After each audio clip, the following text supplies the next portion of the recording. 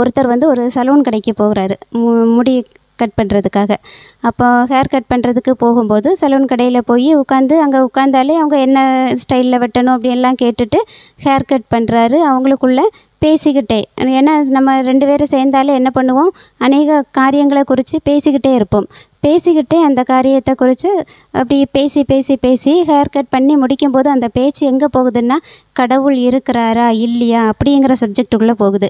அப்போ கடவுள் இருக்கிறாரா இல்லையா அப்படிங்கிற சப்ஜெக்டுக்குள்ளே போகும்போது அந்த ஹேர் கட் பண்ணுறவர் சொல்கிறாரு, இல்லை இல்லை கடவுள்லாம் கிடையாது. கடவுள்னு ஒருத்தர் இருந்திருந்தா நம்ம உலகத்தில் வந்து மக்கள்லாம் கஷ்டப்படுவாங்களா? எவ்வளவு பேர் பசினால் கஷ்டப்படுறாங்க, சாப்பாடு இல்லாமல் கஷ்டப்படுறாங்க, கடனால், கஷ்டத்தினால, உடம்பு சரியில்லாமல், வியாதியினால், அப்படி அநேக கஷ்டங்கள் எல்லாருக்கும் இருக்குது. அதனால் உலகத்தில் கடவுள் இல்லை.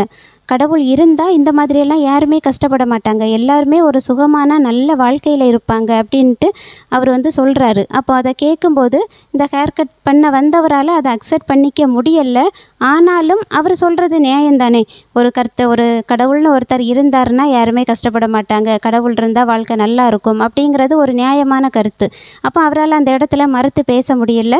சரி ஓகே அப்படின்னு சொல்லிட்டு ஹேர் கட் பண்ணிவிட்டு கிளம்பி வர்றாரு. வரும்போது அந்த தெருவில் நடந்து போயிட்டே இருக்கும்போது எதிர்த்தாப்பில் ஒருத்தர் வர்றாரு. நிறைய தலைமுடியோட தாடி எல்லாம் வளர்த்துட்டு ரொம்ப ஒரு காட்டுவாசி மாதிரி ஒருத்தர் வர்றாரு, அதிகமான தலைமுடி. அவரை பார்த்த உடனே இவருக்கு மனசில் அப்படியே ஒரு எண்ணம் தோணின உடனே இவர் என்ன பண்ணுறாரு, நேராக மறுபடியும் அதே சலூன் கடைக்கு போகிறாரு. போயிட்டு அவர்கிட்ட போய் சொல்கிறாரு, இந்த ஊரில் ஹேர் கட் பண்ணுறவங்களே இல்லை, நல்லதாட்டு முடி கத்தரிக்கக்கூடியவங்க யாருமே இந்த ஊரில் இல்லை அப்படின்னு சொல்கிறாரு. இதை கேட்ட உடனே அந்த சலூன் கடைக்காரருக்கு பயங்கரமாக கோபம் வருது.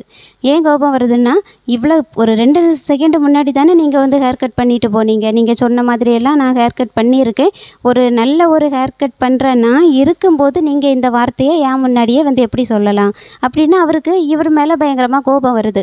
கோபம் வந்த உடனே அவர் சொல்கிறாரு, இங்கே பாருங்கள், அந்த ஒருத்தர் போகிறாருல்ல இவ்வளவு ஹேரோட தாடி எல்லாம் வளர்த்துட்டு இப்படி ஒருத்தர் போகிறாரு. அப்போ ஒரு நல்ல சலூன் கடைக்காரர் இருந்தால் இவங்களுக்கு வந்து இப்படி ஒரு நிலைமை இருக்காதுல்ல, இவங்க நல்லபடியாக ஹேர் கட்லாம் பண்ணி நீட்டாக இருப்பாங்கல்ல அப்படின்னு அவர் சொல்கிறாரு. சொல்லும்போது அவர் என்ன பண்ணுறாரு, இல்லை இல்லை நீங்கள் நினச்சது தப்பு, அவர் வந்து என்கிட்ட வந்திருந்தா, அந்த வார்த்தையை நோட் பண்ணணும், அவர் என்கிட்ட வந்திருந்தா நான் அவருடைய ஹேரெல்லாம் கரெக்ட் பண்ணி சரி பண்ணி அவரை நீட்டாக நான் ஒழுங்குபடுத்தி விட்டிருப்பேன் அப்படின்னு சொல்லுவார்.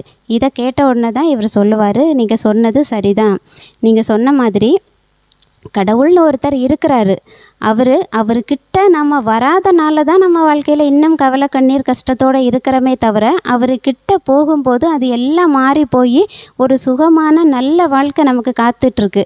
நம்ம அவர்கிட்ட போகாமல் நாம் என்ன பண்ணுறோம், கவலை கண்ணீர் கஷ்டத்தில் இருந்துட்டு நம்ம புலம்பிக்கிட்டே இருக்கிறோம்.